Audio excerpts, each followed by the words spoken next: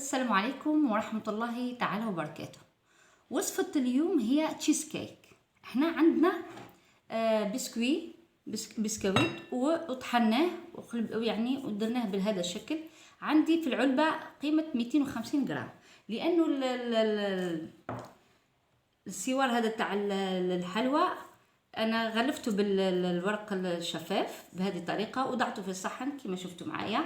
القطر تاعو هو 25، يعني درنا حق كميه السوار قداه يجي يعني قد في القالب. عندي كما قلت لكم 250 جرام من البسكويت مطحون جيدا، وعندي ملعقتين زبده. انا ما نديرش بالزبده كتير لانه ملعقتين فقط، وراح نضيف الكاكاو وانا حنخلطها بالشوكولاته اوبتيلا يعني تاتيني. عندي 250 جرام من البسكويت كما قلت، وعندي ملعقتين ونصف من الكاكاو البني، يعني ملعقتين ونصف. خلطتهم مع بعض كما شفتوا.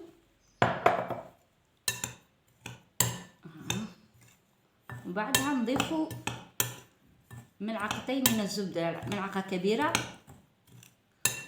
بهذا الشكل. نضيفوا كما قلت لكم، انا درت زبدة ذوبتها ونضيفها بهذه الطريقة. لماذا؟ لان ما نكترش الزبدة كي تحطها في المجمد ويعني تكمل التورته كاملة، تجيك كي تقصها انها البسكوي هذا انه يتكسر، يعني ما يعطيش يعني ما يخليش الحبه تكون مستويه. لذلك انا دائما نديرها بالشوكولا اكثر، تكون يعني طريه وتكون روعه، حتى المذاق يعني روعه روعه روعه مع البسكوي. والكاكاو البني ايضا يعطي نكهه ولا اروع. كذا شفتوا معايا عندي شوكولاته اوبتيلا تارتيني، ها هي. نضيف لها، يعني ما نضيفهاش كامله، انا هنحطها تدريجيا وبعدها نشوف ما تكونش يعني دايبه كتير، يعني ما تكونش طريه كتير وما تكونش يعني متماسكه، تكون متماسكه فقط. هاي خلطنا المكونات جيدا مع بعضها كما شفتوا معانا. كانت البسكوي انا 250 جرام، وحتى العلبه هذه تاع اوبتيلا فيها قيمه 200 جرام يعني، وملعقتين ونصف من الكاكاو، ملعقتين زبده. يعني ريحتها والله تشهي ولا اروع، حتى ريحه الكاكاو والشوكولا ايضا. هذا البسكوي انا اللي نستعمله ماهوش حلو بزاف، يعني كاين ناس مساكن عندها امراض السكر ولا شيء، يعني ما نديرش انا حاجه حلوه كتير، يعني راي السكر دائما عندي مضبوط دائما. عفوا نديروا لها بهذا الشكل في السطح. عفوا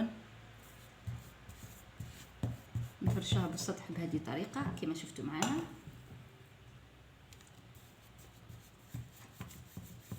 هاي الطريقه بسيطه جدا. هذه التحليه يعني ما بارده، ما تطيبش في الفرن وتكون سهله يعني.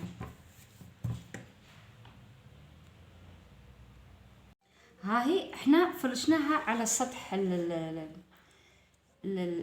هذه المول، ونوضعها في الثلاجه في المجمد عفوا. وبعدها نشوفوا معنا الكريمه كيفاه نحضرها.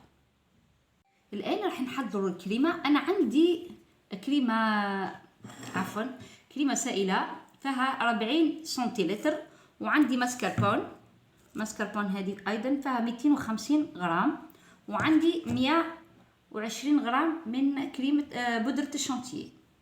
الان راح نفرغ الكريمه السائله باش نضربها كما تشوف معنا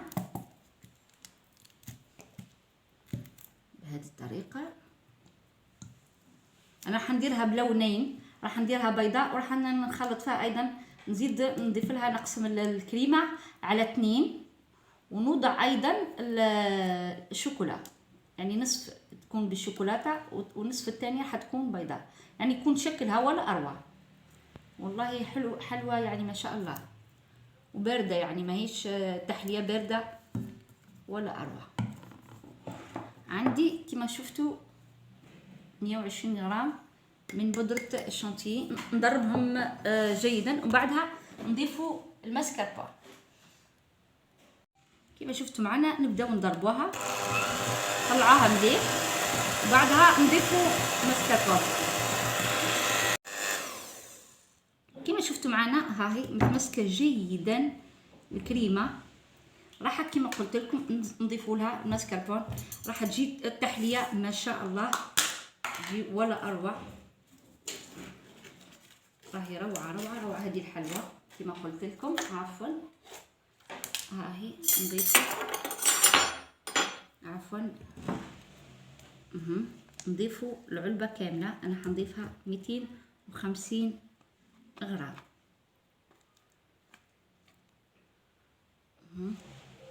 نزيدوا نضربوها ايضا حتى تتماسك وتتخلط كل المكونات، يعني تندمج مع بعضها. كما شفتوا معنا هذه الكميه، انا كما قلت لكم يعني في كما قلت لكم بديت في الكريمه. راح نبدا نقسم هذه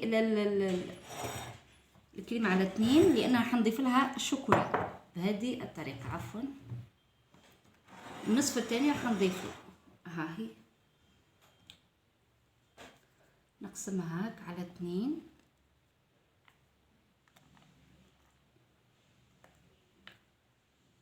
وهذا بهذه الطريقة. عفوا هذه راح نضيف لها 150 غرام من الشوكولا السوداء، ذوبناها في الميكروويف، وراح نضيف، راح تكون تحلية ولا أروع. ها هي نخليها نضربها حلو. كما شفتوا معنا ضربنا عفوا قسمت الكريمه على 2، درتها خرجت الطبقه الاولى، خليتها تمسكت شويه في الثلاجه وخرجتها، وضربت الثانيه بالشوكولا وضعتها بهذه الطريقه. والان نزيد نوضع الطبقه الاخيره وهي الطبقه البيضاء، نخليها كما قلت لكم تزيد تتماسك شويه، وبعد كنضيف لها الطبقه البيضاء. خليناها تماسكت، وعندي قيمه 200 غرام من الشوكولا السوداء. انا ذوبتها وضفت لها ملعقه من الزيت، وراح نضيف لها كريمه سائله. راح نضيف قيمه 4 ملاعق صغار.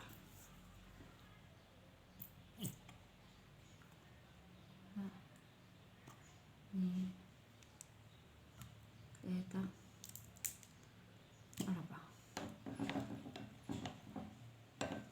نخلط مليح الكريمة خليها تماسك، بعد نوضعها على السطح.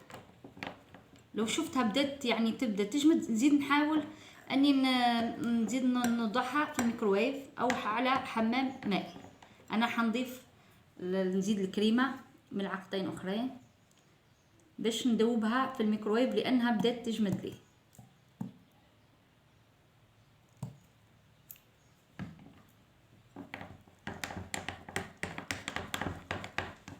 كما شفتوا بدات تجمد. راح نعاود اني نزيد يعني نحطها في الميكروويف يعني تدوب، وبعدها نحطها على سطح الكريمه. هاي ذوبنا الكريمه كما شفتوا. انا زدت لها ضفت لها كتير باش تجيني سائله مليح يعني بهذا الطريقه. ونبدا نصبها على الكيكه كامله، نغطيها تتغطى جيدا بهذه الطريقه. عفوا ها هي نحركوها جيدا بهذه الطريقه باش تجيني يعني ملاحه متمسكه جيدا.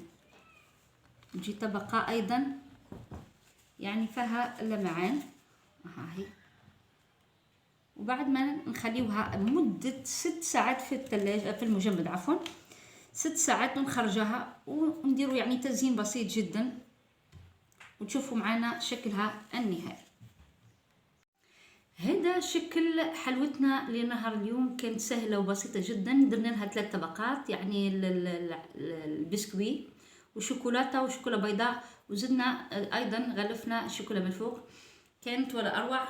نزيدوا تشوفوا معنا كي نقصوها. بسم الله.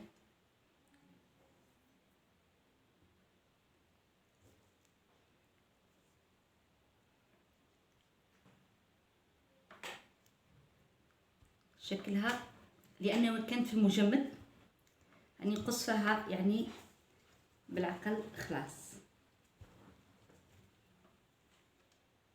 هاهي قصينا الحلوى كما تشوفوا 3 طبقات، يعني شكلها ولا اروع. هاهي منها،